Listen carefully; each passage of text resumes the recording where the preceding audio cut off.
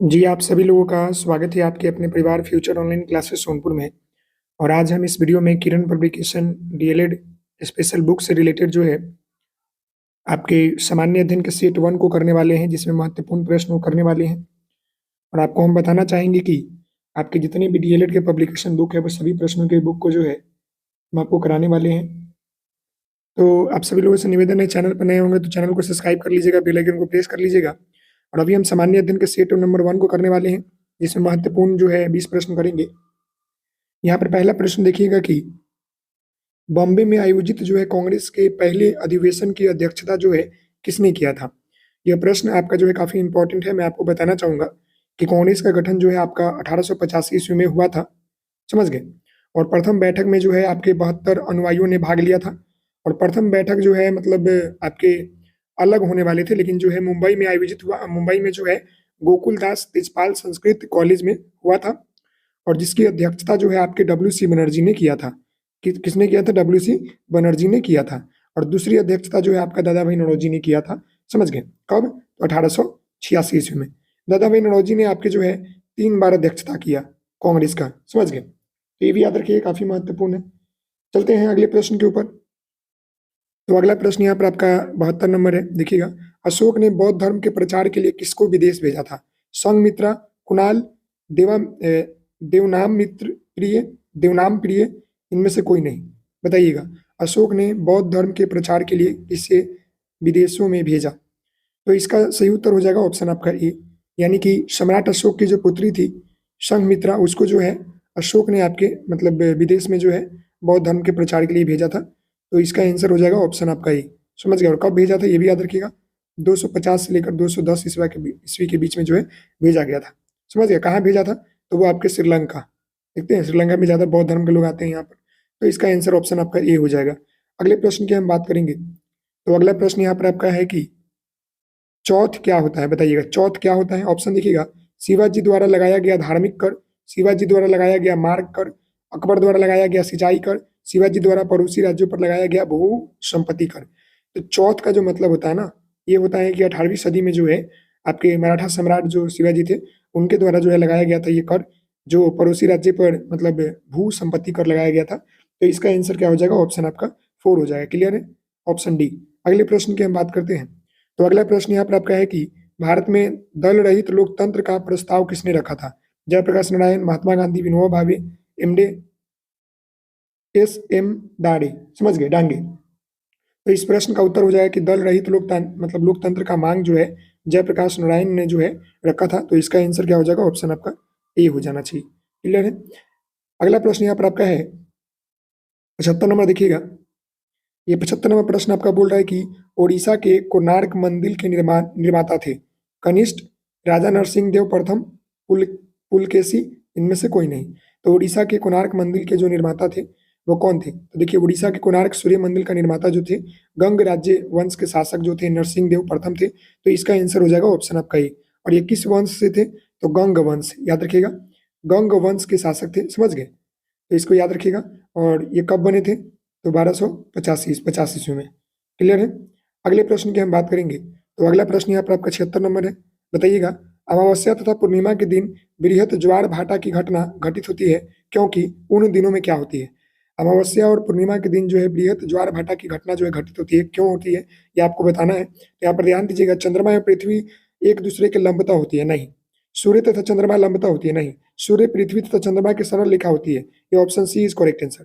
यानी कि सूर्य जो होती है पृथ्वी तथा चंद्रमा के जो है सरल रेखा में होती है, इसलिए जो है ज्वार भाटा आने की संभावना ज्यादा होती है। तो इसका आंसर ऑप्शन आपका 3 हो जाएगा, समझ गए। अगले प्रश्न की हम बात करते हैं। तो अगला प्रश्न यहाँ पर आपका 77 नंबर है कि किस सिख गुरु ने स्वयं को सच्चा बादशाह कहा था? गुरु गोविंद सिंह, गुरु हरगोविंद, गुरु तेग बहादुर, गुरु अर्जुन देव। तो निम्नलिखित में से बताइए। तो निम्नलिखित में से जो है आपके 5वें गुरु गुरु अर्जुन देव ने जो है आपके जो गुरु अर्जुन देव थे उनके पुत्र थे गुरु हरगोविंद, उन्होंने जो है अपने आप को जो है सच्चा बादशाह कहा था। तो इस प्रश्न का उत्तर आपका 2 हो जाएगा। क्लियर है?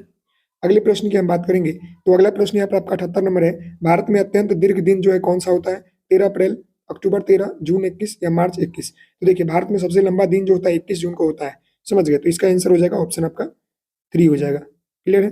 अगला यहाँ पर आपका प्रश्न है कि दीव एक द्वीप है, दमन से हटकर, गोवा से हटकर, गुजरात से हटकर, महाराष्ट्र से हटकर।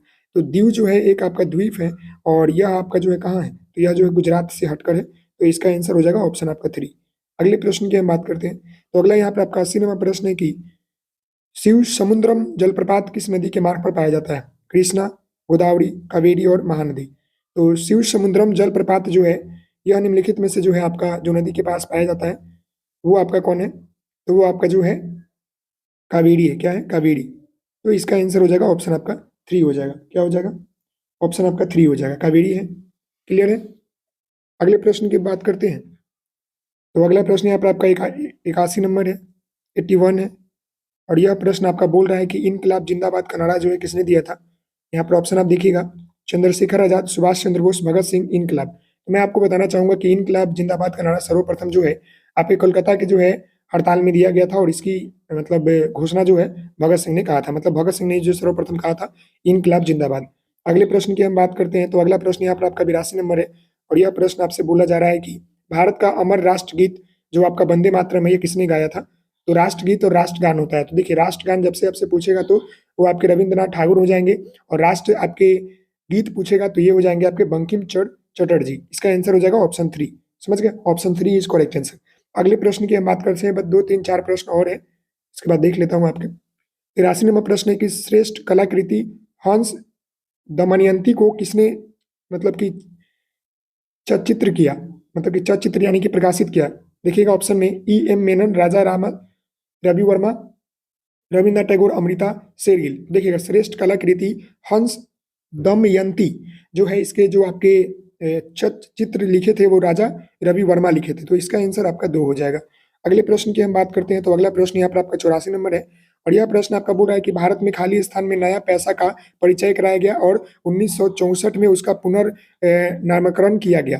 तो इसका आंसर हो जाएगा आपका ऑप्शन 1 हो जाएगा। 1957 ईस्वी में जो है नया पैसा का परिचय कराया गया और आपका 1964 में जो है इसका पुनः नामकरण जो है कराया गया। अगला प्रश्न यहाँ पे आपका है कि भारत का राष्ट्रीय वृक्ष क्या है? ये तो आप सभी लोग बचपन से ही पढ़ते आ रहे होंगे कि भारत का जो आपका राष्ट्रीय वृक्ष है वो क्या है? तो ये आपका जो है बरगद है। तो इसका आंसर क्या हो जाएगा? बरगद नहीं है तो वट, वट को हम लोग बोलते हैं बरगद। तो ऑप्शन आपका इसका सी हो जाएगा। क्लियर है। अगले प्रश्न की हम बात करेंगे जी, अगले प्रश्न की हम बात करेंगे। तो चलते हैं अगले प्रश्न की ओर। यहाँ पर 86 नंबर की बात करते हैं। ये देखिएगा, निम्नलिखित में से किसने 1506 में आगरा बसाकर उसे अपनी राजधानी बनाया? बहलोल लोदी, सिकंदर लोदी, अकबर लोदी और इब्राहिम लोदी। तो सबसे पहले जो है मतलब सिकंदर लोदी ने जो है आपको 1506 ईस्वी में आगरा शहर बसाकर जो है उसकी राजधानी बनाया। तो इसका आंसर क्या हो जाएगा? ऑप्शन आपका 2 हो जाएगा। अगले प्रश्न की हम बात करते हैं। तो अगला प्रश्न यहाँ पर आपका 87 नंबर है। बलवंत राय मेहता कमेटी ने सुझाव दिया कि पंचायती राज्य की संरचना का स्तरीय होना चाहिए। तो बलवंत राय जो आपका कमेटी था इसने जो है पंचायती राज व्यवस्था को त्रिस्तरीय बताया, यानी 3 स्तर पर जो है बताया। और यह 3 स्तरीय कौन सा है? तो याद रखिएगा, आपका ग्राम होता है, ब्लॉक होता है और जिला अधिकारी, यानी ग्रामीण परिवेश, फिर आपका ब्लॉक और फिर आपका जिला। तो इसका आंसर हो जाएगा ऑप्शन आपका 1 हो जाएगा। समझ गए? अगले प्रश्न की हम बात करते हैं। तो अगला प्रश्न है कि सैटेलाइट लॉन्चिंग स्टेशन कहाँ पर स्थित है? ये आप सभी लोग जो है बचपन से पढ़ते आ रहे होंगे कि सैटेलाइट लॉन्चिंग आपका जो ये जगह है ये आपका श्रीहरिकोटा आंध्र प्रदेश में स्थित है। तो इसका आंसर क्या हो जाएगा? ऑप्शन आपका ए हो जाएगा। अगले प्रश्न की हम बात करते हैं। तो देखिएगा, काला रंग का ध्वज जो है क्या दर्शाता है? क्रांति, भय, शांति, युद्ध विराम या विरोध? तो काला जो रंग होता है ना ये आपका जो है विरोध का प्रदर्शित करता है। क्या बताता है? विरोध का प्रदर्शन करता है। तो इसका आंसर आपका ऑप्शन 3 हो जाएगा। अगले प्रश्न की बात करते हैं जो कि अंतिम प्रश्न है, 90 नंबर। तो ये देखिएगा, ये आपका 90 नंबर बोल रहा है कि मंदी की परिभाषा क्या होती है? मंदी की परिभाषा क्या होती है? देखिएगा, मर्यादित समय के लिए आर्थिक प्रवृत्ति की गति धीमी होती है, वह समय जिसमें बेकारी बढ़ती है और मांग का उत्साह गिरता है, वह समय जिसमें मांग के अभाव में माल का संग्रह बढ़ता है, उपयुक्त सभी विकल्प। तो इसका करेक्ट आंसर हो जाएगा ऑप्शन आपका 4। यानी कहने का मतलब है कि मंदी का ये जो है सभी आपका विकल्प सही है। तो करेक्ट आंसर आपका डी हो जाएगा। आशा करते हैं ये वीडियो आपको पसंद आया होगा। तो मिलते हैं नेक्स्ट वीडियो में, तब तक के लिए धन्यवाद। Thank you so much. Take care.